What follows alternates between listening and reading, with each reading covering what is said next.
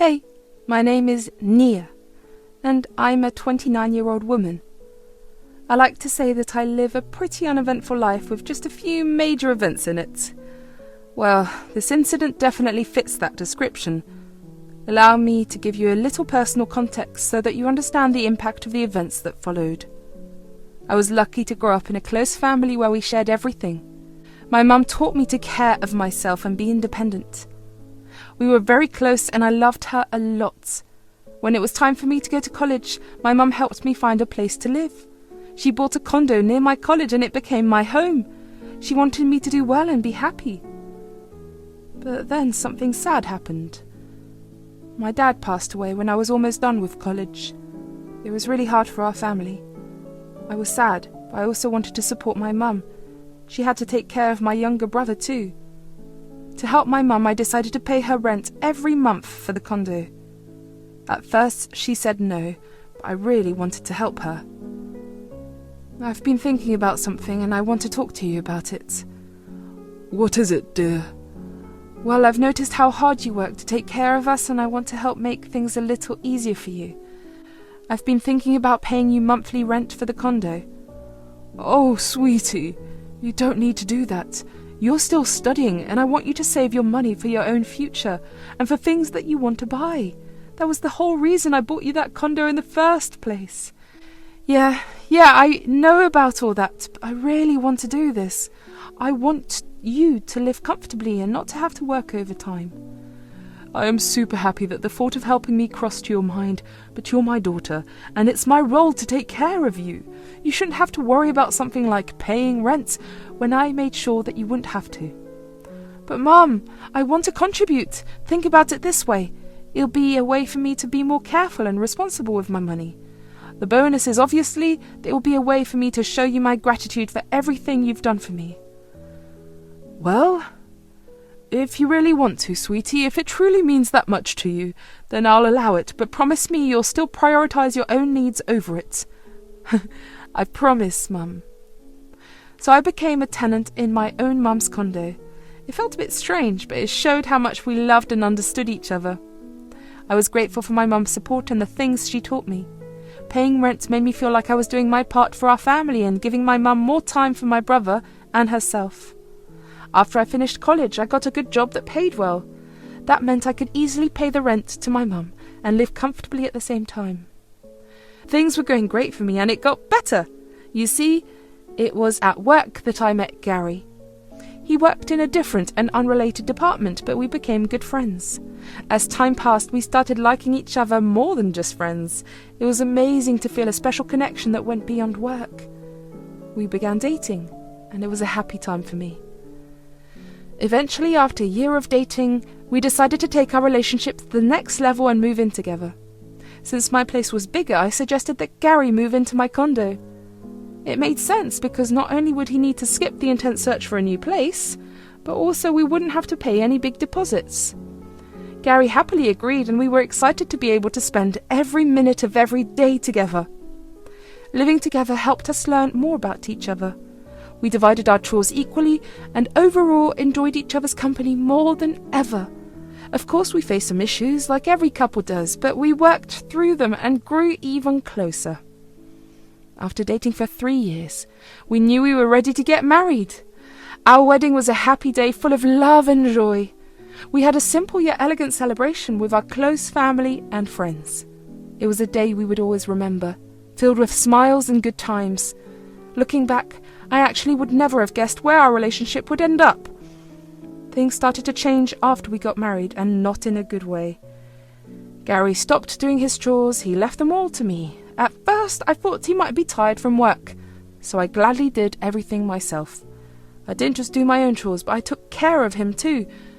It didn't take long for me to feel completely exhausted.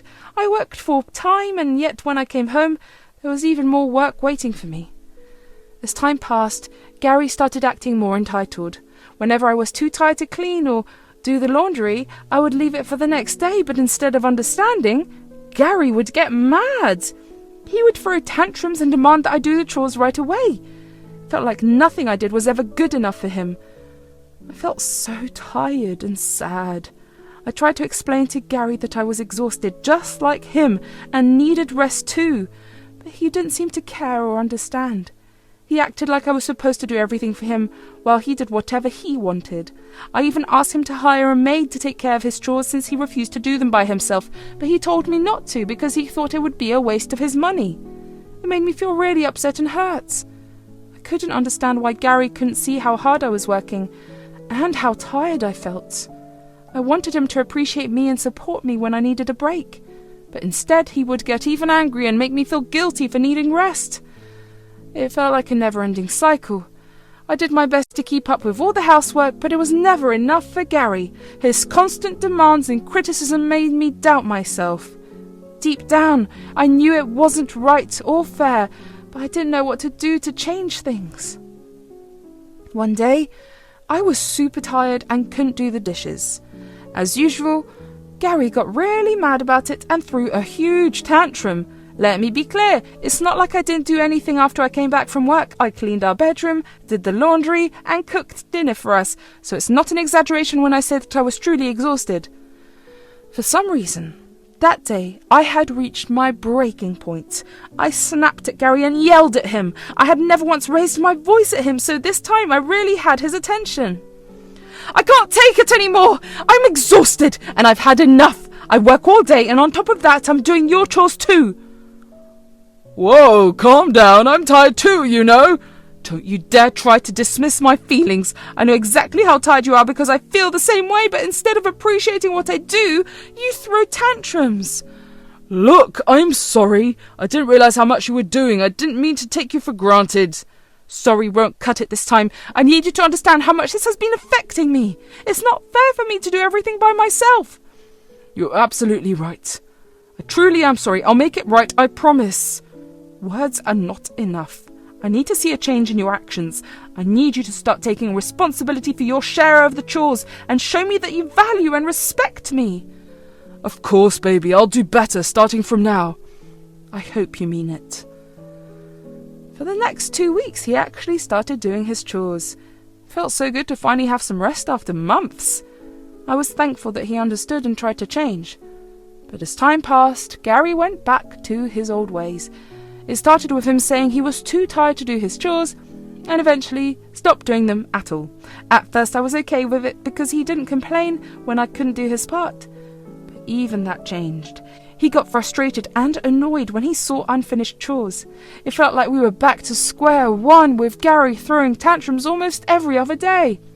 I was so tired of his behaviour, and I knew from experience that talking to him would either not work or only solve the problem for a short period of time.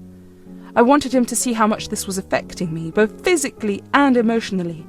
I wanted a partner who would support and appreciate me, someone who would share the responsibilities fairly. I was so overwhelmed that I decided to go to my mother's place and talk to her. I went to my mum because I needed someone to listen to me. Honey, what's wrong? I can't take it anymore. I'm so tired, and it feels like things will never get better. Oh no, what happened? What can I do to help? No, it's nothing you can really help me with. It's just Gary acts so entitled, expecting everything to revolve around him. He barely does anything around the house except eat, sleep, work, and watch his shows. Oh, sweetheart, I'm so sorry you're going through this. What do you want to do about it? I don't know, Mum. I can't keep living like this. I'm constantly tired. I never have a moment to myself because I'm busy doing something or the other. The funniest thing is I don't even mind doing all the work. It's just that Gary doesn't even appreciate what I do. He just keeps trying to find faults with everything, and before you ask, yes, I did talk to him about it. It did nothing. I have an idea. What if you stop doing any chores around the house? What? But won't the house become a mess? That's the point, sweetheart. Sometimes we need to create a little chaos to bring about change. Huh? What I mean is that by letting the chores pile up, it will finally make Gary see just how much you've been doing all this time. Maybe it will make him realize the need for change. I had my doubts, but I understood what my mum was saying. I knew I had to do something to make Gary realize how much I was carrying on my shoulders. So I made up my mind to follow my mum's plan. It wasn't easy, though. I had always been the one taking care of the house and keeping it clean, but now I had to let go and resist the urge to do it all. It was hard because I was worried about the mess that would build up, but I knew this was an important step to make Gary understand how his actions were affecting me. As the weeks went by, I stopped cleaning the house and focused only on taking care of my own things. I still washed my dishes, did my laundry, and kept my space tidy. When Gary got upset about the chores, he would obviously throw a tantrum, but instead of getting upset and engaging in his tantrum, I just let him yell and make a fuss. Once he was done, I would calmly tell him that I would finish the chores the next day. He would threaten me by telling me it better be done or I would have hell to pay. Funnily enough, he never actually noticed that I hadn't done them. Thanks to my new strategy, we had fewer fights and felt more at peace. Over time, the house became messier, but Gary didn't seem to notice. Strangely enough, I started feeling more relaxed and calm. It was the first time in a while that I didn't have the constant burden of housework weighing me down. The mess bothered me less than the exhaustion and frustration did. But eventually, the house became so dirty that even Gary couldn't ignore it anymore. One day, when I came home, I saw Gary sitting on the couch looking very angry. He confronted me and asked me why I had left our place so filthy. "Why is our place so filthy? Look at all this mess!" "What do you mean? I don't understand. It's not just my responsibility to keep the house clean." "Don't play dumb. You know exactly what I mean. Everything is a mess." "You're like a filthy pig. It's disgusting." "You're calling me a pig? What about you? I mean, just look at my spaces and things. They're clean. Yours are not. How can you call me a filthy pig when you're the one who's not doing the cleaning?" "You only care about yourself. You don't care about me or this house. It's your duty as a woman to keep it clean." "What? Have you lost your mind? What kind of mentality is that? Just because I am a woman, it doesn't mean it's my responsibility to clean up after your mess. I've had enough. You have 2 weeks to leave with your things. I can afford the rent on my own. Get out of my sight." I was shocked by his audacity, and in my hurt and confusion, I couldn't think straight. I quietly left the house and went to stay with my mother for comfort. I never imagined our relationship would come to this point. The hurtful words and unfairness left me feeling upset. Deep down, I knew I deserved better treatment than being called names. I needed time to heal and figure out what was best for me. My mum saw how upset I was and brought me inside the house. She was concerned about what had happened. I told her everything that had gone wrong between Gary and me. She looked shocked and angry when she heard about Gary's behaviour. "I can't believe the audacity of that man! How dare he treat you this way? He has no respect for you or all that you've done for him!" "I know, Mum. I'm just horrified by the way he thought about me. I mean, I know I should have seen this coming, but I always thought that this was only going to be a phase that would pass and then we'd be back to being our usual selves. But now, and to kick you out of your own flat! How dare he!" "Well, technically it's not mine. It's yours." "All right. You know what? Since he thinks he can kick you out, why don't you serve him his eviction notice? I'll have it ready by tomorrow morning for you." "I don't know. I don't want to fight fire with fire, you know. Doing the same thing to him feels like I'm stooping down to his level." "Is this how I raised you? To let people walk all over you? You're not stooping down to his level. You're simply standing up for yourself. Tell me honestly, when you last had a true time of relaxation, even in those 2 weeks that you could relax, were you really relaxing? You were only not doing his work. My darling, you've gotten so used to doing this that you don't even know what not working feels like." Her words made me think.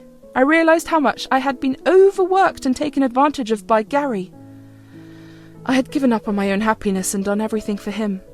I hardly had any time to relax. I mean, I could literally count on my fingers the number of weeks when I had time to relax. It wasn't fair, and I couldn't keep living like that. That night, I let my mum comfort me because I knew I had to make a big decision the next day. The next day, I found a good lawyer and filed for divorce. It was sad to realise that our once great relationship had come to this point, but I knew it was the right thing for me. Then I went back to my flat and waited for Gary to come home. I felt nervous about how he would react to the news. It was tough, but I knew that standing up for myself was important for my happiness and well-being. Gary was surprised to see me standing there. He smirked at me and rudely asked me if I was there to pack my things. I didn't say a word and calmly handed him the eviction notice that my mother had signed and given me, and the divorce papers. What are you doing? I'm tired. Tired of your entitled behaviour. Tired of constantly feeling exhausted. Most of all, I'm tired of being with someone who treats me so poorly. You have hurt me in more ways than one, and I am done. How did you even get an eviction notice? My mother owns this condo. So all this time I've been paying rent to your mother? I thought you guys were close. Why did she make you pay rent? Is that really what you're choosing to focus on? Does it really matter? So, you're kicking me out? Is that what you want? I'm giving you a month to leave the flat. I'll come back then to make sure you've taken your things. You can take whatever you've paid for. This is ridiculous. I can't believe you're doing this. You made me come to this point. I wish you nothing but the best of luck. Goodbye. It was a fair ending to our story, where I took back my power and showed my worth. Leaving the flat, I felt a mix of emotions. I was sad that our relationship had ended, but also relieved and strong. I knew I had made the right choice for me. With the support of my loved ones, I healed and found a new purpose in life. I learned important lessons about valuing myself and setting boundaries. I surrounded myself with people who cared about me. Life moved on, and even though there were scars, I became stronger and wiser. I didn't hear much about Gary after that day. We went our separate ways, and I focused on my own happiness. I was determined to create a future full of joy, self-love, and being true to myself.